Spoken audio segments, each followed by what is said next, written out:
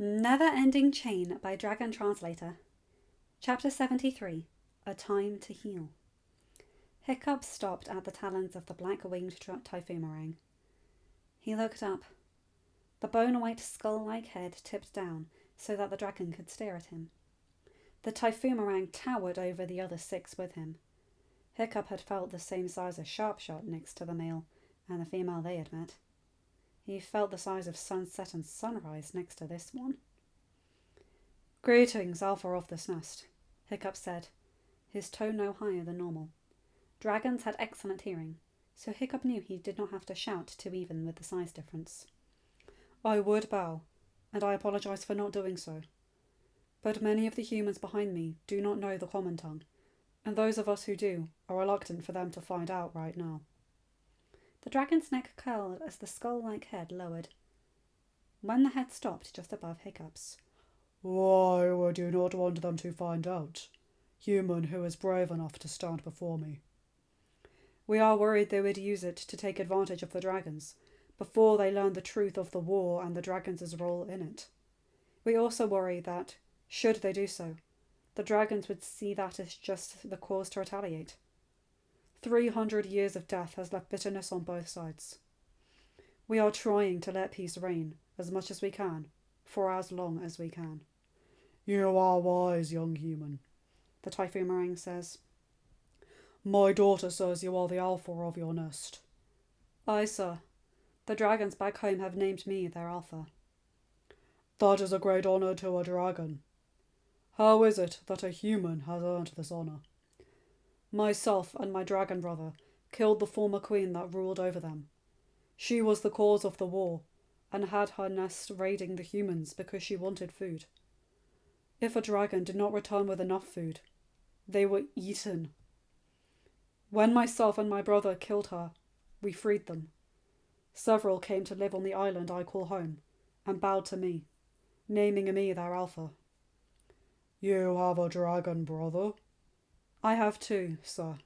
The tiny fang on my shoulder, and the wind shrieker lying on the ground behind me. It was the wind shrieker and I who took out the former queen." "I am curious as to why the dragons did not name the wind shrieker their alpha, if he aided you in killing that queen." "Toothless bowed to me as well, and says he shot on my order." "Toothless?" "It's his name. I named him before I learnt how to speak the common tongue, as I do now. I offered to let him change it, but he says he likes it, because it reminds him of the start of our friendship." "I see. Interesting. I would so like to speak more with you, but my daughter said humans from a water den landed upon the island, and you, fearing they would harm her fledglings, asked her to take them and leave. Are those humans hostile?" "They can be, but they are not here to cause harm. They seek what you call a waterworm, but what we call an eel. A terrible sickness is hitting us humans, and an eel is the main ingredient in a remedy for it. They can get one for that purpose, as did we, in fact." "And why should I allow these humans you feared would harm my flock to take something we eat in order to cure other humans of an illness? Why should I not let the humans die and save my kind from their shiny claws?" "Most of the ones sick are young as your daughter's children. If you withhold the cure, their families will hate you, sir. The war is over. Shouldn't peace be something we all work for? Shouldn't there be a moment to let both peoples move beyond the grievances of the past and begin healing?" "You have an intuitive mind, young human. Very well. They are permitted one. You said you came here for the same reason. You are permitted as many as you need." "Thank you, Alpha of the nest," Hiccup said, tipping his head since he could not bow. "I also extend you an invitation, young alpha of your own nest. Visit us and share more of your tale. I know many within my nest would enjoy hearing it." Hiccup smiled. "Your daughter asked me if she and her young could visit my nest. I already said she could. I extend that invitation to include any in your nest who wish to visit as well, sir." "Wise, intuitive, humble, and gracious. The Typhoomerang said. I never thought I'd live to see the day a human shows such potential to be a dragon. Gothi kept Astrid in her hut until the meathead batch was ready. She dragged another tankard through that one and handed it to Astrid. Astrid's eyes narrowed.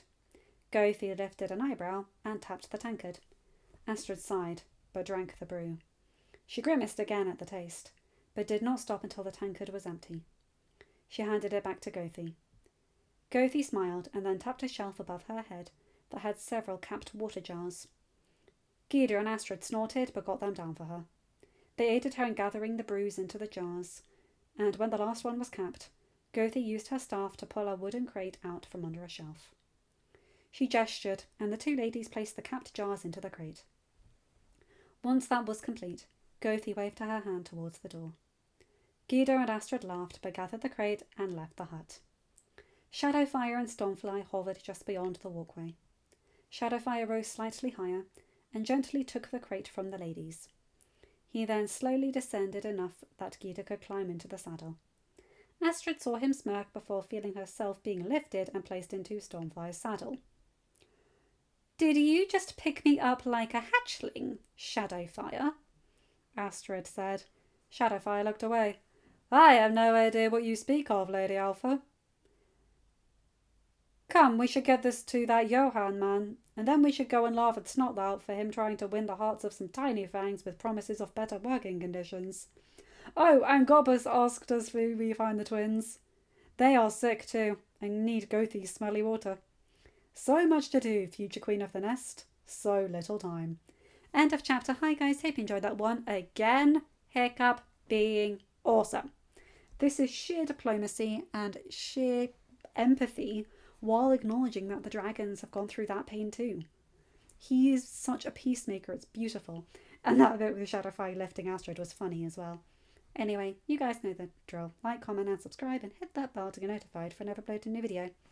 Have a good day, night or whatever time zone you're in. Bye my guys, gals and non-binary pals. I'll see you in another video. Take care.